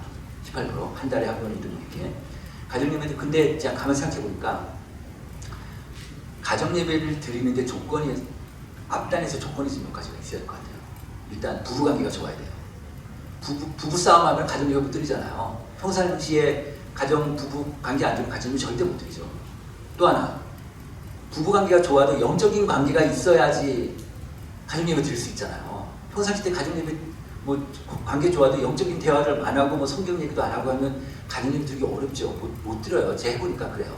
그리고 그다음에 또 하나는 그다음에 부부 관계는 좋더라도 그 아이들 자녀 관계가 좋아야 가정 예배 아이들이 올 거 아니에요. 이게 여러 가지 조건이 선제적으로 해결이 돼야 가정 예배가 되겠더라고요. 보니까. 그러니까 이 앞단에서 교회에서 이걸 해결해 주지 않으면 교회에서 부부 교육 시키고 부모 교육 시키고 그다음에 아이들 관계 교육 시키고 이런 것들이 교회에서 어느 정도 선제적으로 해야지만 이게 가정 예배가 되지 않을까 이런 생각이 드는 거예요. 저는 일주일에 한 번씩 저희 아내하고 저는 아들이랑 같이 살고 있어요. 그런데 제가 좀 전에 말씀드렸습니다. 아내하고 좀 관계 안 좋은 가정을 못 드리더라고 제가. 가정에 들자고 말을 못 하겠더라고. 관계 안 좋고. 그리고 또 아들이 좀 아들면 저는 며느리 참 며느리 같이 살기 힘들어요. 그런데 아들들이 같이 오라고 하니까 근데 애들이 좀 이제 뭐 좀 관계 좀 안 좋고 그러면 가정에 못 드리더라고요. 하여튼 그런 경험이 있어서 이제 그런 것들이 잘 해결돼 가정을 이룰 수 있다. 네. 그다음에 한 10분 정도 소그룹 얘기하겠습니다. 지구촌교회가 소그룹을 되게 잘해요. 아시다시피 지구촌교회가 지금 매주마다 3,000개 세트 돌아가요. 3,000개 지구촌. 진짜 뭐 그 교회는 모든 사역 전체가 그 소그룹 중심으로 돌아가죠. 그리고 1년에 또 크게 컨퍼런스도 하고 뭐 소그룹 리더도 훈련시키고 다 그러고 있어서 제가 이제 그런 걸 보면서 거기 최성호 목사님한테 가서 소그룹 조사 한번 펀딩 좀 해달라고 부탁을 했더니 펀딩을 해주셨어요. 그래서 한국 교인들 전체 소그룹 활동자들하고 소그룹 활동하지 않는 사람들하고 두 그룹을 아예 실험실 조사를 했어요. 그 데이터인데 이게 두 그룹별로 어떻게 차이가 나는지. 일단 이거는 뭐냐면 소그룹 활동하는 사람한테 물은 거예요. 코로나 상황에서 소그룹 모임에 유익한 점이 뭡니까? 이렇게 물었더니 소그룹 식구들과 삶을 나눌 수 있다. 유대감이 강해진다. 코로나19로 저하되기 쉬운 영성을 유지하는 도움이 된다. 위축되는 일상생활에 활기가 자극된다. 이거 뭐 절대적이죠. 이런 거 보면 소그룹 안 할 이유가 없죠. 그죠? 다들 뭐 사람들 못 만나고 하는데 교인들끼리 이런 소그룹 통해 내가 활기를 받고 또 영성 유지되고 하면 얼마나 좋겠습니까? 그리고 그래서 이제 두 그룹을 갖고 비교를 해본 거야. 지난 일주일 동안의 귀하의 신앙생활 다음 중 하신 거 다 체크해 주세요. 이렇게 했더니 소그룹 활동자, 비활동자하고 차이가 나는데 온라인상에서 예배 설교 기독교 콘텐츠를 보는 비율이 74대 55. 그러니까 빨간 게 활동자고 파란 게 비활동자예요. 그 다음에 기독교 방송 시청한 경우도 45대 20. 신앙 나눔, 상담, 가족이나 교우나 동료 간에 30대 7. 큰 차이 나죠. 그 다음에 성경 공부 25대 6. 큐티 나누는 것도 24대 5. 기독교 잡지 서적 보는 거 21대 8. 모임 참석은 24대 4. 활동 못했다는 거꾸로 9대 33. 그러니까 소그룹 활동자가 비활동자 대비로 기본적인 인덱스가 2배에서 4배가 높은 거예요. 이걸 발견했어요. 또 볼게요. 그 다음에 이게 기본적인 개인 신앙뿐 아니라 이게 가정까지 연결이 되는 거예요. 그래서 보면 소그룹 활동자와 비활동자 왼쪽 그래프 보시면 가족 간의 신앙 나눔 상담이 38대 16, 가족 예배드린 비율도 31대 20, 가족 간의 큐티 나눔도 15대 4 이렇게 차이가 나요. 그리고 오른쪽 보면은 이거는 가족 모두 함께 교회 출석하는 비율도 85대 75, 가정이 신앙적으로 건강하다 80대 61, 나는 평소 자녀 신앙교육을 하고 있다 77대 48, 나는 자녀 신앙교육 훈련을 받은 경험이 있다 소그룹 활동자 높아요 46대 15 이렇게 차이가 나는 거예요. 근데 가장 크게 차이 나는 게 전도였어요. 전도 프로그램이잖아요. 이번 세미나가. 그래서 이 데이터를 보시면 소그룹 활동자가 코로나 이후에 전도 대상자를 마음에 정한 적이 있다가 34대 14였어요. 그 다음에 그 전도 대상자를 교회에 초청했냐? 초청했다가 50대 26이었어요. 그래가지고 전체로 다시 환산했을 때 소그룹 활동자 전체 중에서 한 사람을 교회에 초청한 비율이 17%였고요. 비활동자는 4%였어요. 그러니까 4, 46, 4배 차이가 나잖아요. 미국은 5배 차이나요. 미국은.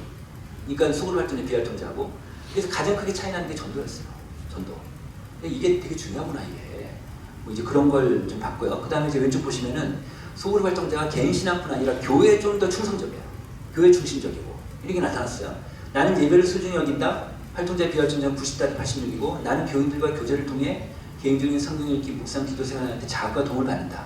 교회로부터 자극과 도움을 받는 게 84대 59. 그다음에 교회의 도움으로 그리스도로서 꾸준히 성장하고 있다. 84대 64. 이렇게 차이가 나는 거예요. 이렇게 차이가 나고.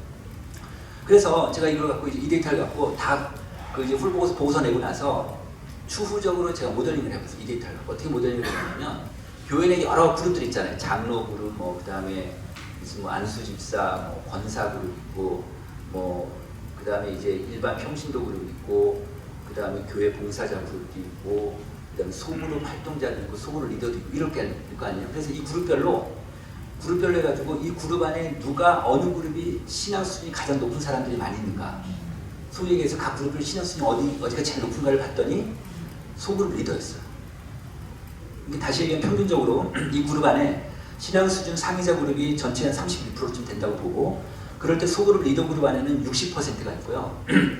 그 다음에 교회 중직자 장로가 아니었어요.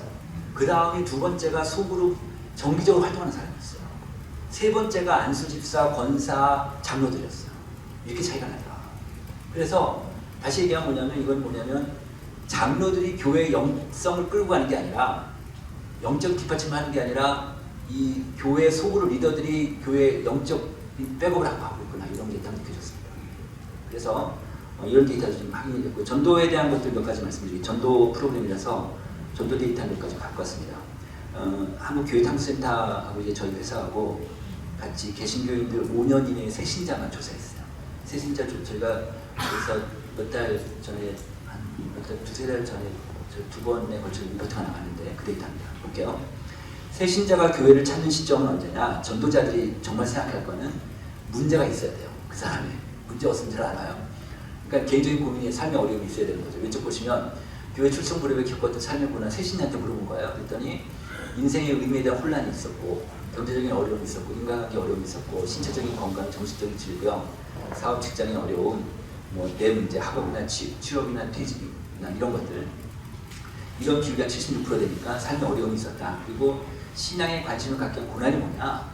그러니까 교회를 출석하려고 했던 그 고난이 뭐냐 이렇게 물어봤더니 인생의 의미에 대한 혼란, 그다음에 나의 어떤 건강, 뭐 그 건강이나 경제적인 거 뭐 이런 것들보다 오히려 인생에 대한 의미 이런 걸 통해서 이제 인생 내가 왜 사나 뭐 이런 것들 의미성을 딱 그 문제했을 때 딱 전도자가 딱 터치했을 때 그때 교회 데려올 수 있는 거죠.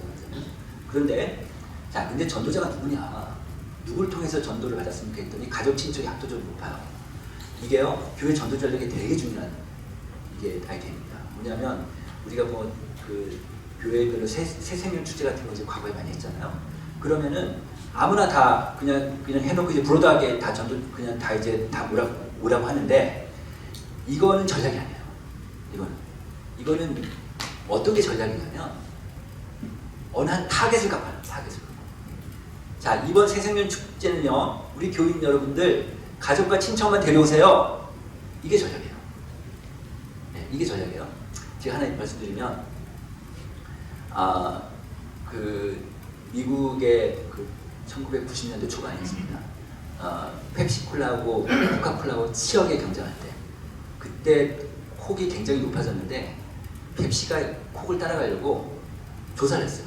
어떤 조사냐면 펩시의 메인 타겟층이 10대 후반, 20대 초반층이었어요. 그런 아이들한테 쭉 그 UNA라고 해서 쭉 조사를 해봤더니 얘네들 라이프스타일이 뭐냐면 콘서트를 너무 좋아하는 거예요. 콘서트를. 그래가지고 무슨 빅스타가 막 그 콘서트 하면 학교도 빠지고 거기 가서 뭐 난리치고 뭐 이런 아이들인 거예요. 그래가지고 그 펩시에서 어떤 전략을 세웠냐면 그 당시 가장 유명한 스타였던 그 마이클 잭슨을 모델로 세워서 전 세계 투어를 시켰어요. 전 세계 투어 그때 한국에도 왔었어요. 한국에도 그때. 그러면서 마이클 잭슨이 이제 모델 시켜서 막 투어 시키면서 하다 보니까 미국에서 펩시의 마켓이 올라가기 시작해요. 매출이. 그거 재밌죠.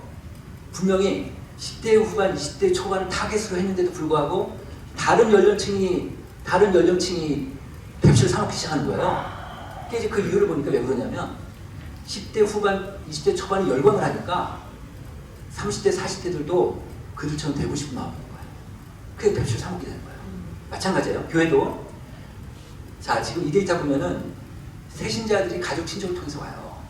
그죠? 이거 우리가 다 알지만 막연하게 가지고 데이터가 딱 나왔잖아요. 그러면 우리 이번에 새생명 축제 기간 동안에는 가족 친척만 데리고 오세요 라고 하면 가족 친척만 데리고 올까요? 안 그래요. 자기 직장인도 데리고 친구를 데리고 올 거예요. 그렇지만 타겟을 이렇게 주면은 집중적으로 교인들이 머리에 거의 꽂히게 돼요. 교인들이 이번엔 내 가족, 내 동생, 우리 어머니, 우리 할아버지, 뭐 내 사촌 동생, 우리 누나 생각을 안 하게 되다가 만약에 새생명 축제만 딱 넣으면 생각 안 하게 되는데 가족 친척만 데려오세요 그러면 그 생각이 나거든요. 이게 전도 전략이에요. 네, 그래서 이렇게 한번 잘 활용하시면 좋겠다는 생각이고요. 자, 그 다음에 새신자의 교회 출석에 결정적인 영향을 끼친 전도자의 전도 내용이 무엇인지 어떻게 질문했냐면 귀하가 교회에 출석하게 될 계기가 전도자가 어떻게 했습니까? 불거예요. 그랬더니 볼게요. 내가 겪은 인생의 고민과 문제를 해결해 주려고 노력했다. 22. 나의 고민을 들어주었다. 20. 하나님의 사랑, 인간의 죄, 예수님의 대속의 죽음, 부활 등 복음의 내용을 논리적으로 설명했다. 21. 예수 믿으면 받는 축복을 설명했다. 15. 복음 교리를 설명한 비율이 36이고요. 그죠? 도를 전하는 거. 그 다음에 고민을 들어주고 그 다음에 그 사람의 문제를 해결해 주려고 노력한 게 40이.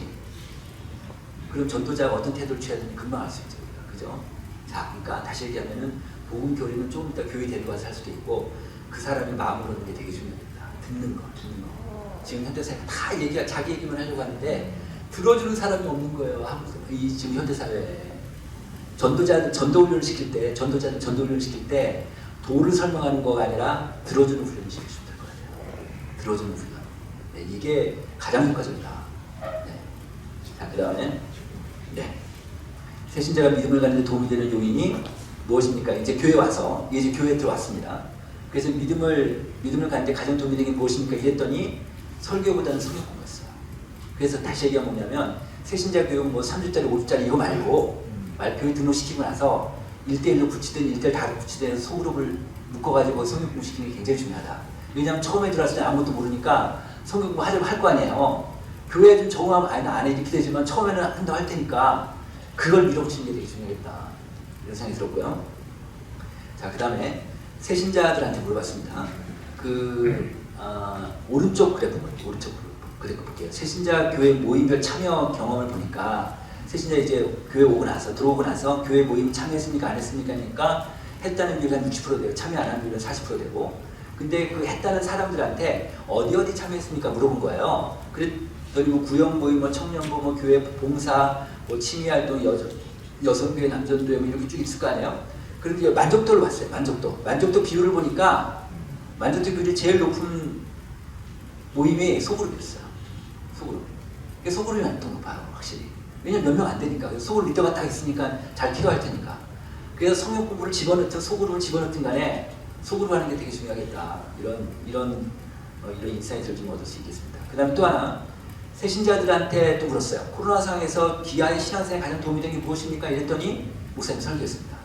목사님 설교. 그러니까 이분들은 어쨌든 주일예배 데리고 와야 될 것 같아요. 주일예배 데리고 오고 온라인이 됐든 오프라인이 됐든 목사님 설교 드리고. 근데 이제 하나 더 우리가 부가적으로 생각한다면 이분들하고 소그룹이라든 1대1로 하든 간에 목사님 설교에 대한 피드백을 같이 나누면 되게 좋겠죠. 그죠? 네, 그래서 이렇게 좀 관심을 좀 갖고. 근데 개신교회 전체로 보면 성경묵상이나 기도였는데 새신자는 목사님 설교였습니다. 그렇게 차이가 나고 있습니다. 네. 자, 이제 아까 제가 초반에 말씀드린 걸 말씀드릴게요. 이게 어떤 데이터냐면 과기부에서 2020년에 디지털 정보 격차, 이게 2년마다 한 번씩 하는데 2020년 데이터입니다. 21년에 발표가 됐고요. 이게 뭐냐면 디지털을 사용하는데, 그러니까 스마트폰, 핸드폰을 사용하는 능력인데 우리나라 전체 국민 평균을 100으로 봤을 때 연령별로 본 거예요.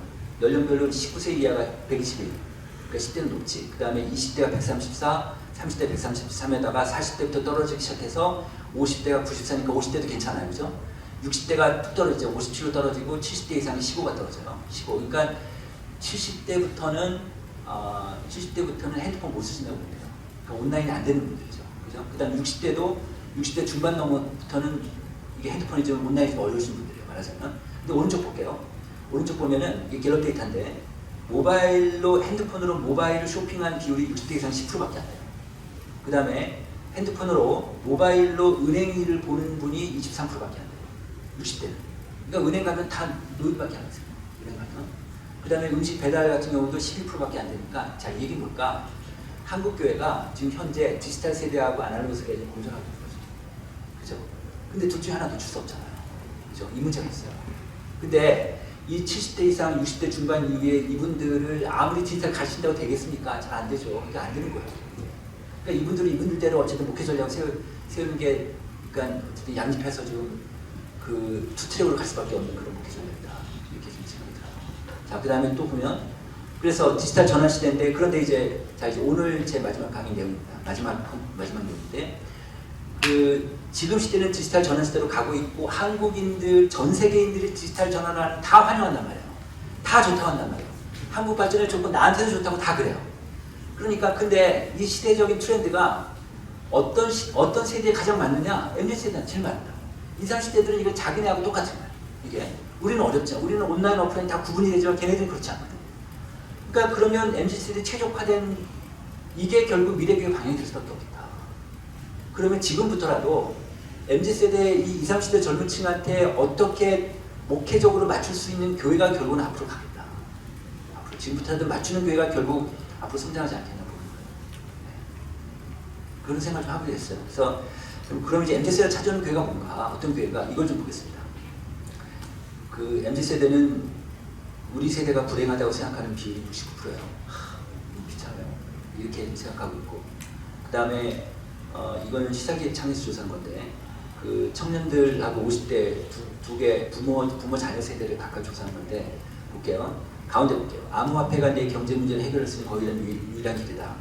비트코인이 청년이 35%, 3명 중에 1명 이상이 그렇게 생각하고 있어요. 아, 참 마음 아픈 거죠. 그 다음에 오른쪽 볼게요. 노력하면 상층으로 이동할 가능성이 없다니까, 가능성이 없다라는 게 청년들이 62%면 아무리 노력해도 난 안 될 거야. 이렇게 생각하는 거죠. 그 다음에 그다음 교회 청년들 볼게요. 교회 청년들 오른쪽 그래프 볼게요.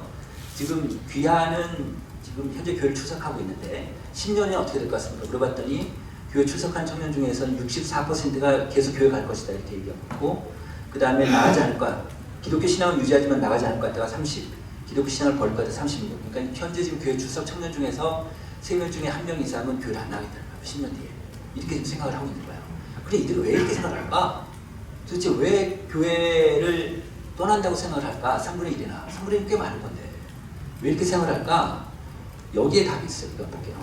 여기 하면 답이 있어요. 이거 잘 보시면 지금 현재 교회 다니는 친구들한테 교회 자기 출석교회 만족도를 물어봤어요. 그게 만족하는 이유, 불만족하는 이유를 물어봤어요. 그랬더니 볼게요.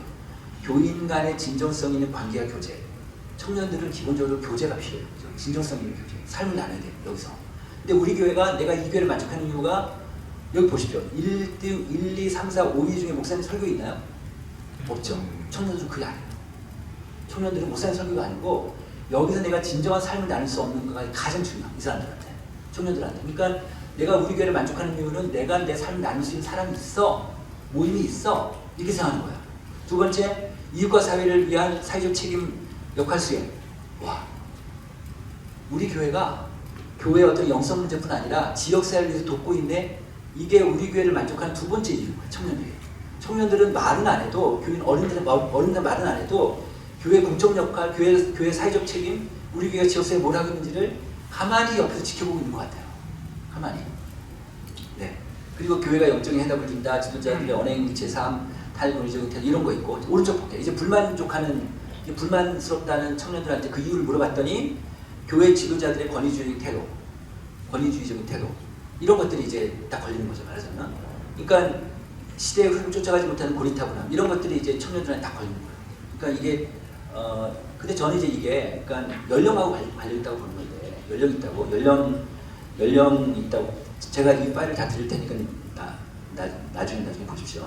지금 왜 그럼 청년들이 지금 그 교회 고리타분함이나 이렇게 시대를 못 따라간다고 생각할까? 교회가 저는 교회 리더십의 연령이 가장 큰 영향이라고 봐요. 이게 뭐냐면 현재 지금 29대 국회의원들 평균 나이가 55세. 현재 우리나라 지금 국회의원들이. 그러니까 우리나라 전체 리더십, 그러니까 한국 사회 끌고 가고 있는 리더들 평균 나이가 지금 55세예요. 우리나라 100대 기업 CEO들 평균 나이가 60입니다. 59에서 60, 59점 몇 세예요. 지금 현재. 근데 한국교회 총대, 그러니까 총대가 이제 교회를 끌고 가는 총 리더십이라고 한다면 총대 나이가 63세인데요. 63대 이게 약간 가리는 게 있어요. 63세 어떤 게 있냐면 장로들이 한국교회를 끌고 간다고 볼까요? 아니면 목사님들이 끌고 간다고 볼까요? 실질적인 교회 행정이나 의사결정할 때는 장로 영향이 크잖아요. 특히 이제 그 오너십을 갖고 있지 않은 그런 목사님들은 다 장로님들한테 끌려갈 수밖에 없고 장로님도 워낙 힘이 세니까 장로들 나이가 65세예요. 65세 평균. 네. 65세예요. 그 세계적으로 인구학에서 볼 때는 65세부터 고령층으로. 그러니까 지금 평균이 지금 65세니까 우리나라 한국교회 리더십들의 평균 나이가 평균 60세가 75%예요. 그런데 여기 보십시오. 보세요. 이 자료는 한글 쓸 자료인데 여기 제가 잘 설명드릴게요. 보세요. 이게 뭐냐면 귀하는 다음의 연령들한테 얼마나 세대 차이를 느끼십니까? 느낀다라는 비율이에요. 자기가 세대 차이를 느낀다는 거예요. 여기 볼게요.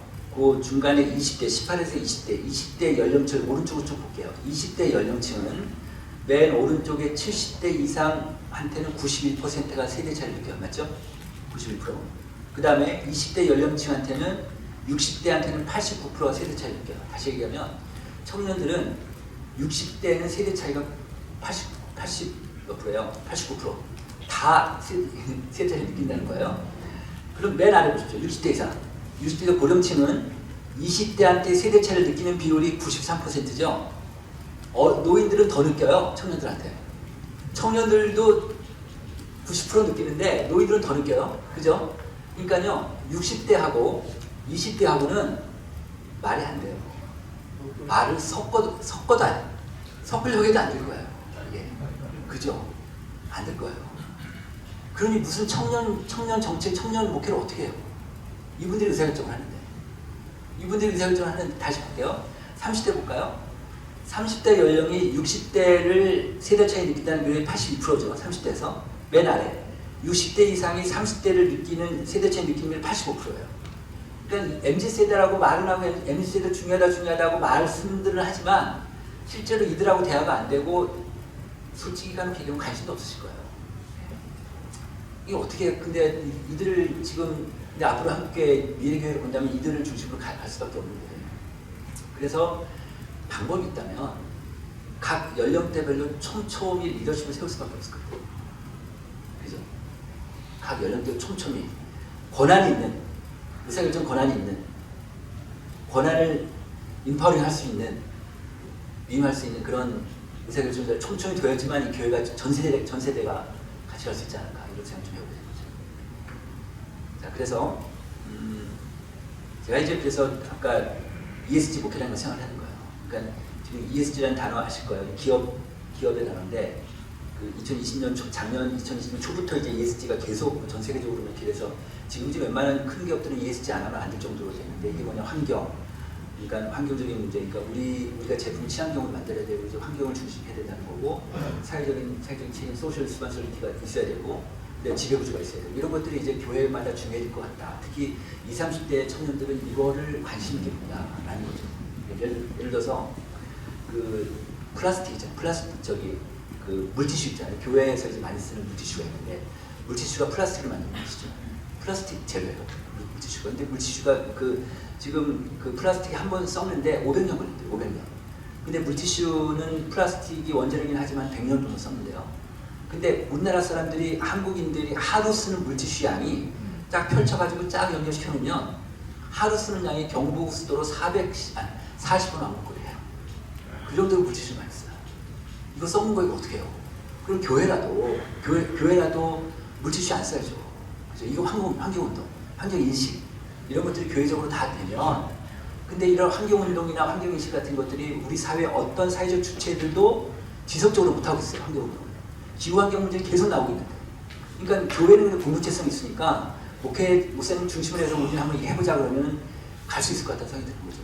근데 이런 것들은 여야를 상관없이 진보 보수 상관없이 이런 환경운동 같은 것도 한국의 신뢰도를 굉장히 좀 좋은 도구가 되겠다 이런 생각을 좀 해보게 됐습니다.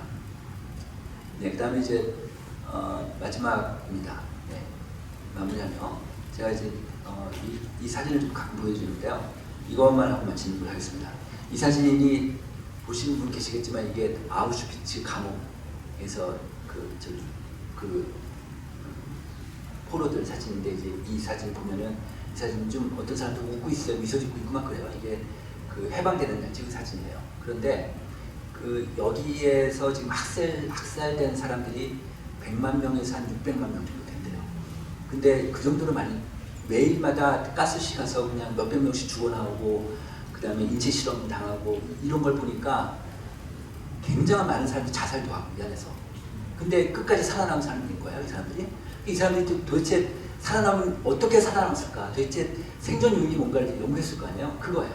생존 요인을 연구했더니 그랬더니 이 사람들이 그 건강, 체력적으로 강한 사람들이 살아남은 것도 아니고 정신적으로 강한 사람들이 살아남은 것도 아니고 안정된 짝이 있는 사람들이 살아남았다는 거예요. 다시 얘기하면 먹을 걸 넣어주고 먹을 걸 입에 넣어주고 같이 손잡아주고 이야기 들어주고 품어주고 안아주고 이런 사람들이 그런 짝이 있으면 두 사람이 같이 살아남았다는 거예요. 둘이.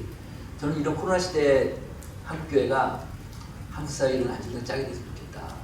다들 어렵고 외롭고 한데 한국교회가 이런 한국 사회에 정말 위로자가 되고 이런 안정된 짝이 됐으면 좋겠다는 생각이 좀 들었고요. 또 하나 교회 안에서 실제로 지금 온라인으로 빠져 있는 사람들에서 정말 외로운 사람들이 많을 텐데 안정된 짝을 교회가 좀 그 역할을 했으면 좋겠다라는 거고, 그러려면 저는 그 도구로 소그룹을 봤습니다. 소그룹. 저는 저 연구소에서는 올해 초에 2022년 키워드에서 소그룹을 했어요. 그러니까 소그룹을 만들어서 그 안에서 안정된 짝을 만나면 그 안에서 안정된 짝을 이루게 되면은 오프라인은 안 나올 수 없죠. 그렇잖아요. 그러니까 온라인에 있는 사람들을 예배 나오라고는 못하지만, 예배 나오라고는 하면 안 나오겠지만 몇 명 모인 데서 그런 나오면 나올 수 있거든요.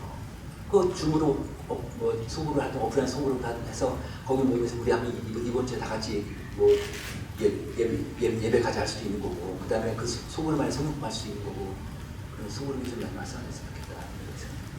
하나만 말씀드리면, 그 우리나라 초, 중, 고생 학부모 중에서 가장 자녀 관계가 안 좋은 부모가 중학생 부모예요. 진짜 서로 원수지간이에요. 진짜 안 좋은데 교회에서 중학생 엄마 모임 소그룹 하나 만들면 나올 거예요. 너무 힘드니까 와서 자기 얘기라도 하고 싶어서. 그래서 그런 소그룹을 좀 많이 만드시면 좋겠다는 생각이 들었습니다. 고맙습니다.